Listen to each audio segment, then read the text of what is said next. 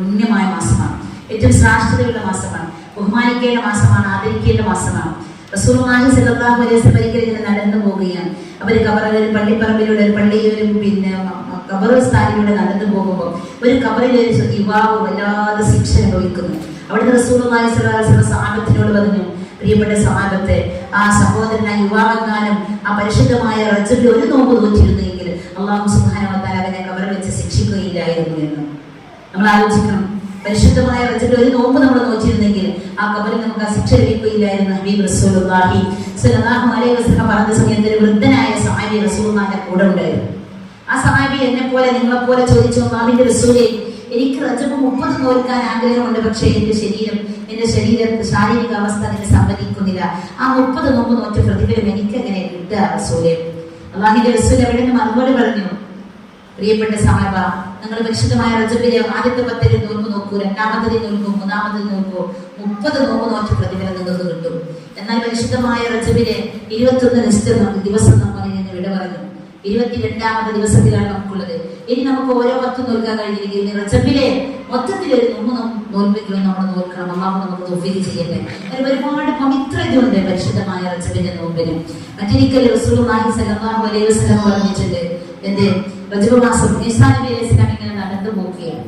റജബിൽ ഒരു നോമ്പെങ്കിലും നമ്മൾ നോറ്റാൽ നമുക്ക് അല്ലാഹു തരുന്ന പ്രതിഫലം. ഈസാ നബി അലൈഹി സ്വലാം നടന്നു പോകുമ്പോൾ ദൂരെ ഒരു പ്രകാശം, ഒരു പർവ്വതം ഇങ്ങനെ പ്രകാശിക്കുന്നത് കണ്ടു.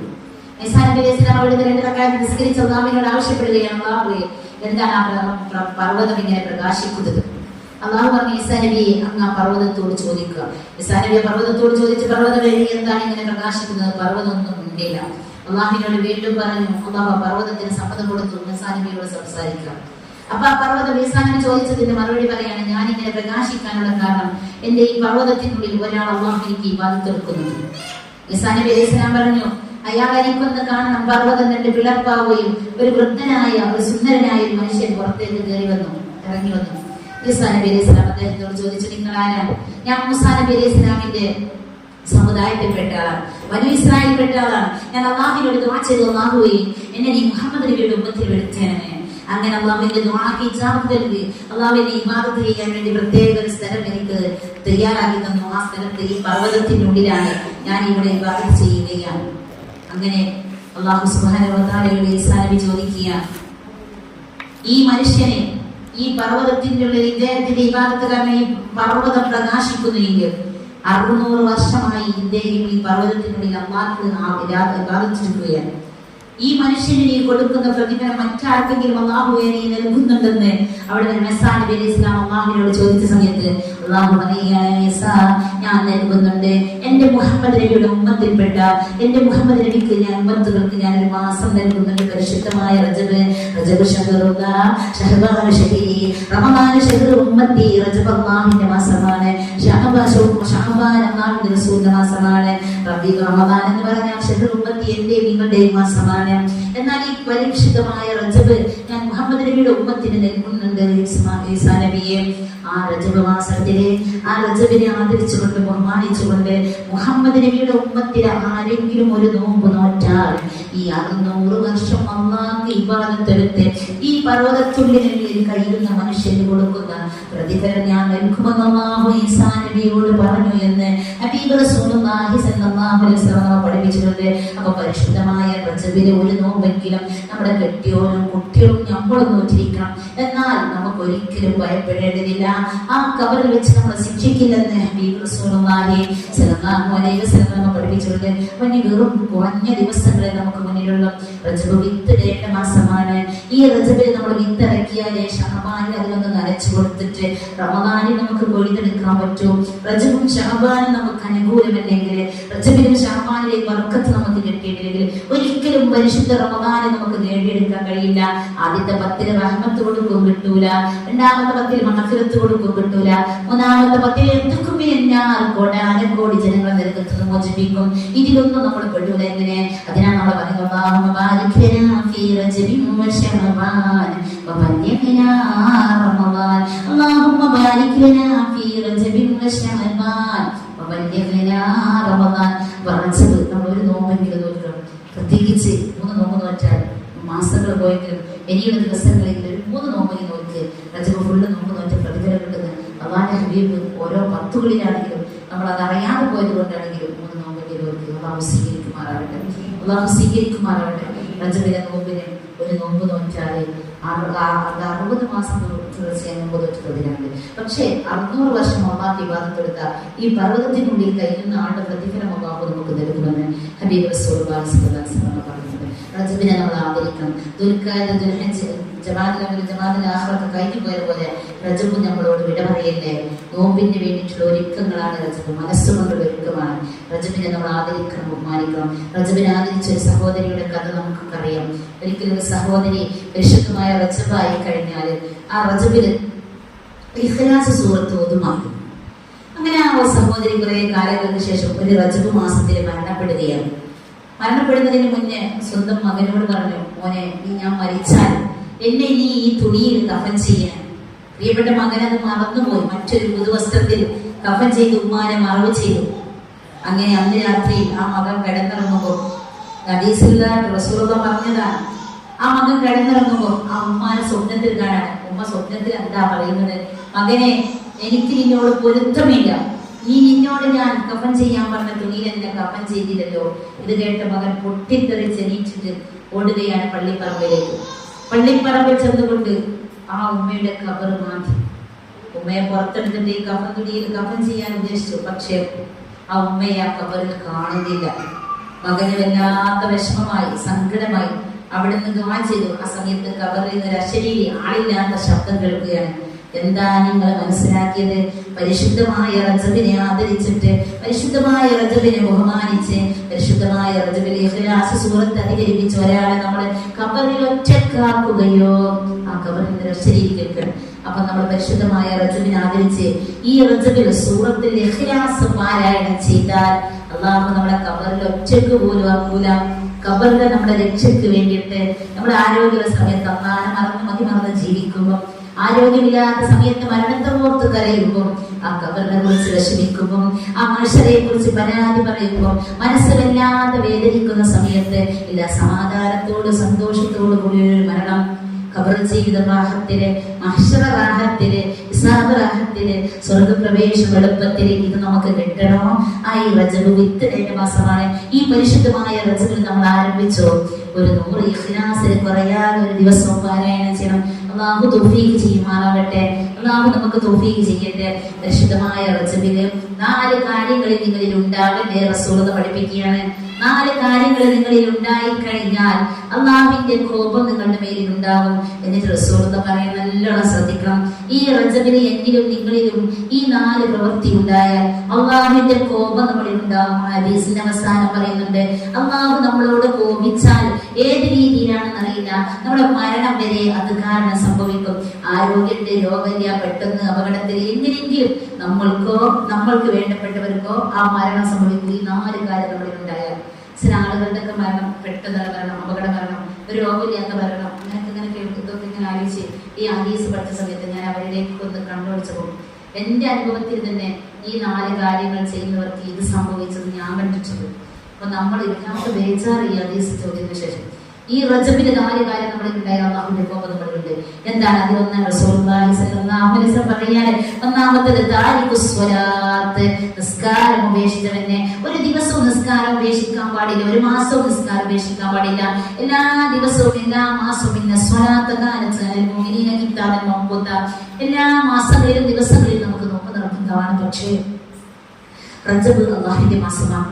5 വഖത്ത് നിസ്കാരം നമുക്ക് നിർബന്ധമായ മാസമാണ്. ഇസ്രാഅീൽ മിഅ്റാജ് രാത്രി റസൂലുള്ളാഹി സ്വല്ലല്ലാഹു അലൈഹി വസല്ലം അല്ലാഹുവിന്റെ അടുത്തേക്ക് റസൂലിനെ ക്ഷണിച്ചു കൊണ്ടിട്ട് അവിടെ നിന്ന് എനിക്കും നിങ്ങൾക്കും കൊടുത്തയച്ച സമ്മാനമാണ് 5 വഖത്ത് നിസ്കാരം. ഈ നിസ്കാരം റജബ് 27 അന്നാണ് ഈ നിസ്കാരം നമുക്ക് കിട്ടിയത്. വാർഷികമാണ്. അതിന്റെ വാർഷികം ആഘോഷിക്കുന്ന ഈ മാസം അല്ലാഹുവിന്റെ മാസമാണ്. അതുകൊണ്ട് തന്നെയാണ് റസൂലുള്ളാഹി അല്ലാഹു ഈ മാസത്തിനെ തെരഞ്ഞെടുത്ത്. ഈ പരിശുദ്ധമായ റജബ് മാസത്തില് നമ്മൾ ആരെങ്കിലും നിസ്കാരം ഉപേക്ഷിച്ചാൽ അല്ലാഹു കാത്തിരക്ഷിക്കട്ടെ. നമ്മൾ നിസ്കരിക്കാത്തവരാണോ എങ്കിൽ അല്ലാഹുവിന്റെ കോപം നമ്മുടെ മേലുണ്ടാവും. ആ കോപം നമ്മുടെ മരണത്തിന് വരെ കാരണമാവും. അപ്പോൾ നമ്മൾ ആരും ദയവ് ചെയ്തിട്ട് ഈ റജബിനെങ്കിലും, കഴിഞ്ഞ റജബ് മുതൽ റജബ് വരെ എത്ര നിസ്കാരം കൊള്ളായിട്ടുണ്ടോ അത് നമ്മൾ കളാവിട്ടുക. നിസ്കാരം ഉപേക്ഷിക്കല്ലേ, നിസ്കാരം ഒഴിവാക്കല്ലേ, മനഃപൂർവ്വ നിസ്കാരം കാരണങ്ങളൊന്നും ഇല്ലാതെ നിസ്കാരം ഭിന്നിപ്പിക്കല്ലേ. നിസ്കരിക്കാത്തവരായിട്ട് നമ്മൾ മാറില്ല. ആരെങ്കിലും നിസ്കാരം അള്ളാഹുന്നുണ്ടെങ്കിൽ ഈ റജബിൽ അങ്ങനെ ചെയ്യുന്നുണ്ടെങ്കിൽ വല്ലാത്ത ദേഷ്യം അള്ളാഹുക്ക് നമ്മളോടുണ്ടാവും. അള്ളാഹു കാത്തിരിച്ചിട്ടില്ല.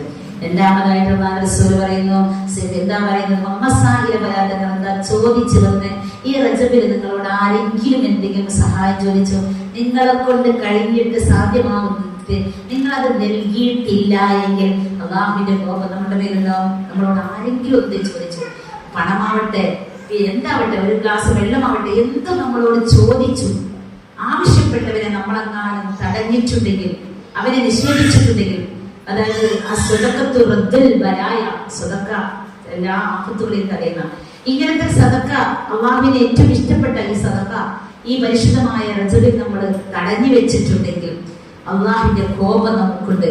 ആരെങ്കിലും വരുമ്പോത്തിന് വാതിലടച്ച് അകത്തേക്ക് പോയി വാപ്പ പടയ്ക്കാനും മകളോട് പറയാൻ പറഞ്ഞ വാപ്പ അകത്ത് പോയി നിൽക്കുന്ന സ്വഭാവം. 10 രൂപയുണ്ടെങ്കിലും 5 രൂപ കൊടുത്തിട്ട് ശീലമാക്കുക എന്നല്ലാതെ നമ്മുടെ മക്കളെ കളവ് പറയാൻ പഠിപ്പിക്കരുത്. ഇങ്ങനെ നമ്മള് കർട്ടന്റെ അപ്പുറത്തുനിന്ന് ആളെ നോക്കിയിട്ട് വാതിൽ തുറക്കാതെ ആര് വന്നോ, നമ്മൾ അവരാരും നോക്കണ്ട. അള്ളാഹു നമ്മളോട് പറഞ്ഞു, നിങ്ങൾ ചോദിച്ചു വരുന്നവരെ ആട്ടി ഓടിക്കല്. ഈ റജബ് മാസത്തില് സദഖയെ തടഞ്ഞു വെച്ചവന്റെ മേൽ അള്ളാഹുവിന്റെ കോപമുണ്ട്. അള്ളാഹു നമ്മളെ കാത്തിരക്ഷിക്കട്ടെ. മൂന്നാമതായിട്ട് പറയുന്നു, കുടുംബബന്ധം കുറിച്ച് നമ്മൾ കാരണത്തിൽ ഏതെങ്കിലും ഒരു കുടുംബത്തിലെ നമ്മൾ ആരെങ്കിലുമായിട്ട് നമ്മൾ പിണക്കത്തിലുണ്ടോ, ഈ റജബിൽ നമ്മൾ ആരോടെങ്കിലും പിണങ്ങി നിൽക്കുന്നുണ്ടോ, അള്ളാഹുവിന്റെ കോപം നമ്മുടെ മേലിലുണ്ട്. അള്ളാഹു സുബ്ഹാനഹു വ തആല നമ്മളെ ദേഷ്യം പിടിച്ചിരിക്കുകയാണ്, നമ്മളോട് പിണക്കത്തിലാണ്. അത് ഏത് രീതിയിലാണ് അള്ളാഹു നമ്മളെ ബാധിക്കുക നമുക്കറിയില്ല. അപ്പൊ നമ്മളായിട്ട് ആരെങ്കിലുമായിട്ട് കുടുംബത്തിൽ പിണക്കമുണ്ടോ, ഈ റജബ് തീരുന്ന വെറും 8 ദിവസമേ ഉള്ളൂ നമുക്ക് മുന്നിൽ. ഈ തീരുന്നതിന്റെ മുന്നേ തന്നെ പരിശുദ്ധമായ റജബ് തന്നെ അവരുമായിട്ട് നമ്മൾ ഇണക്കത്തിലാവാം. റമദാനിന് വേണ്ടി നമ്മൾ ഒരുങ്ങുകയാണ് റജബിലെ. അള്ളാഹു നമുക്ക് തൗഫീഖ് ചെയ്യട്ടെ. നാലാമതായിട്ട് പറയുന്നു, മാതാപിതാക്കളെ വെറുപ്പിച്ചവരുടെ മേൽ അള്ളാഹുവിന്റെ കോപമുണ്ട്. നമ്മൾ ആരെങ്കിലും ഒരു വാക്കുകൊണ്ടോ ഒരു നോക്കുകൊണ്ടോ നമ്മൾക്ക് ജന്മം തന്ന മാതാപിതാക്കളെ വെറുപ്പിച്ചവരാണോ എങ്കിൽ അള്ളാഹു നമ്മളോട് കോപിച്ചിരിക്കുന്നു, അള്ളാഹു നമ്മളോട് പിണങ്ങിയിരിക്കുന്നു, ദേഷ്യം പിടിച്ചിരിക്കുന്നു. എന്താണ് അള്ളാഹു നമുക്ക് നൽകാറില്ല. അപ്പൊ നമ്മുടെ ആരുടെയെങ്കിലും വാക്കുകൊണ്ട് നോക്കുകൊണ്ട് പ്രിയപ്പെട്ട മാതാപിതാക്കളെ, പ്രത്യേകിച്ച് പെണ്ണുങ്ങളെ ശ്രദ്ധിക്കണം. ഏത് കുടുംബത്തിലും പിണക്കുണ്ടായെങ്കിൽ അതിന്റെ പിന്നിൽ പെണ്ണാവും. മുപ്പിച്ച് ഉരുട്ടി ചെറിയൊരു മുട്ടയിൽ ഉരുട്ടി വലുതാക്കിട്ട് അങ്ങോട്ട് കുടുംബക്കരാണ്ടാക്കാം. അതിന് നമ്മൾ 1ാം സ്ഥാനത്താണ്. അത് സാരല്ല, നിങ്ങൾ ശ്രദ്ധിക്കണ്ട. വെറുതെ പോയിട്ട് ജന്മം കൊടുത്ത് പ്രസവിച്ച മാതാപിതാക്കളെ തൊള്ളേല് പോയി തെറി വിളിക്കാൻ എത്ര മാതാപിതാക്കളാണ് അങ്ങനെ കരഞ്ഞുകൊണ്ട് പറയുന്നത്, എന്റെ മകൻ അങ്ങനെ പറഞ്ഞു, ടീച്ചർ ഇങ്ങനെ പറഞ്ഞു. നമ്മൾ ചിന്തിക്കുക, ഈ നമ്മളെ മക്കൾ തെറ്റിയില്ലെങ്കിൽ, നമ്മളെ മക്കളടുത്ത് തെറ്റ് പറ്റിയില്ലെങ്കിൽ, മകന്റെ അടുത്ത് മകളടുത്ത് തെറ്റുണ്ടെങ്കിൽ അത് എന്റെ കുറ്റമാണ്. എന്റെ ഗർഭപാത്രത്തിൽ വളർന്ന എന്റെ മകള്, എന്റെ വളർന്ന ദോഷമാണ് എന്റെ മകള് ചീത്തയായത്, മകൻ ചീത്തയായത്. അവരിങ്ങനെയൊക്കെ പറയാൻ ഞാനാണ് പഠിപ്പിച്ചതെന്ന് കുറ്റബോധം നമ്മൾ ഏറ്റെടുത്തുകൊണ്ട് നമ്മുടെ മക്കൾ ആരെങ്കിലും നമ്മളോട് പിണക്കത്തിലുണ്ടെങ്കിൽ, എന്റെ പ്രിയപ്പെട്ട ഉമ്മമാരെ, ഈ അള്ളാഹുവിന്റെ കോപം നമ്മളെ മക്കൾക്ക് ഉണ്ടായാൽ പിന്നെ രക്ഷപ്പെടില്ല. നമ്മുടെ മകന്റെ മരണത്തിന് വരെ അത് കാരണമായേക്കാരും ഉമ്മമാരെ. അതുകൊണ്ട് എന്ത് ചെയ്യുക, നമ്മളിനി മകൻ രീതിയിലേക്ക് നമ്മൾ അങ്ങോട്ട് മുണ്ടുക. ആരല്ല, നമ്മളെ മക്കളല്ലേ. കാരുണ്യവാനായ അമ്മ നമുക്ക് അത്ര പുറത്തിട്ടുണ്ട്. എന്താ മക്കൾക്ക് നമുക്ക് പുറത്തു കൊടുത്താൽ, ഇനി ഏതെങ്കിലും മക്കൾ നമ്മുടെ ഭർത്താക്കന്മാർ ആരെങ്കിലും ഈ കൂട്ടത്തിൽ ഇരിക്കുന്ന ആരെങ്കിലും ഉണ്ടെങ്കിൽ, ഉമ്മമാരോട് പിണങ്ങി നിൽക്കുന്നുണ്ടെങ്കിൽ, പ്രിയപ്പെട്ടവരെ ഇന്ന് തന്നെ നിങ്ങൾ ഇണങ്ങി. അള്ളാഹുവിന്റെ കോപമുണ്ടോ? നമ്മൾ പാതിരാത്രി എത്ര കരഞ്ഞ് കയറുന്നിട്ടും കാര്യമില്ല. അള്ളാഹ് കോപിച്ചിട്ടുണ്ടെങ്കിൽ നമുക്ക് രക്ഷപ്പെടാനെങ്കിൽ അപ്പൊ ഈ 4 കാര്യങ്ങൾ റജബിൽ ഉണ്ടാവല്ലേ അള്ളാഹുവിന്റെ റസൂല് നമ്മൾ പഠിപ്പിച്ചിരിക്കുക. അള്ളാഹു നമ്മൾ കാത്തിരക്ഷിക്കുമാറാവട്ടെ. റജബിൽ നമ്മൾ ഒരു നോമ്പെങ്കിലും നോക്കണം. കുട്ടികളെ കൊണ്ടും ഭർത്താവിനെ കൊണ്ടൊക്കെ ഒരു നോമ്പിനെങ്കിൽ എങ്ങനെയെങ്കിലും സോപ്പിട്ടോ ലിക്വിഡിട്ടോ എങ്ങനെയെങ്കിലൊക്കെ പതപ്പിച്ച് അവരെ കയ്യിലാക്കി ഒരു നോമ്പെങ്കിലും നമ്മൾ തോൽപ്പിക്കണം. അള്ളാഹു തൗഫീഖ് ചെയ്യട്ടെ. നമ്മുടെ നോമ്പ് വെച്ചാൽ ഒരുപാട് പ്രതിഫലമുണ്ട്. ഖളാഹായ നോമ്പുകൾ ഉണ്ടെങ്കിൽ റമദാൻ വരാൻ 1.5 മാസമേ ഉള്ളൂ. 1 മാസമുള്ളൂ. റജബ് ശഅബാനിലുള്ളൂ. റജബിൽ എത്തിച്ചു ഒന്നരിയില്ലേ അച്ഛനെ അമ്മ വരുമ്പോ പേടിയാവില്ലേ? കേട്ടില്ലേ? പഠിച്ചോനെ അരിയായിട്ടില്ല, പൊടിയായിട്ടില്ല, മല്ലിയില്ല, മുളകില്ല, ഞാൻ കേൾക്കണം ഓർമ്മത്തല്ല നമ്മളെ പേടി അല്ലേ? അതൊന്നുമല്ല പേടി. പഠിച്ചോനെ റമദാനാകുമ്പോത്തിന് നമ്മള് ആരോടെങ്കിലൊക്കെ പിണക്കണ്ടെങ്കിൽ അതാണ് നമ്മുടെ നോമ്പ് സ്വീകരിക്കുക. പഠിച്ചോനെ റമദാനാകുമ്പോത്തിന് ആരെങ്കിലൊക്കെ നമ്മൾ വെറുപ്പിലോ എന്തെങ്കിലുമൊക്കെ പ്രശ്നമെങ്കിൽ അതാണ് നമ്മുടെ അമല് സ്വീകരിക്കുക. അപ്പൊ അങ്ങനെയൊന്നും ഇല്ലാത്ത രീതിയിൽ റമദാനിൽ നമ്മൾ എത്തിക്കണേ. അങ്ങനെ റമദാനത്തിനെ അള്ളാഹു നമുക്ക് തൗഫീഖ് ചെയ്യട്ടെ.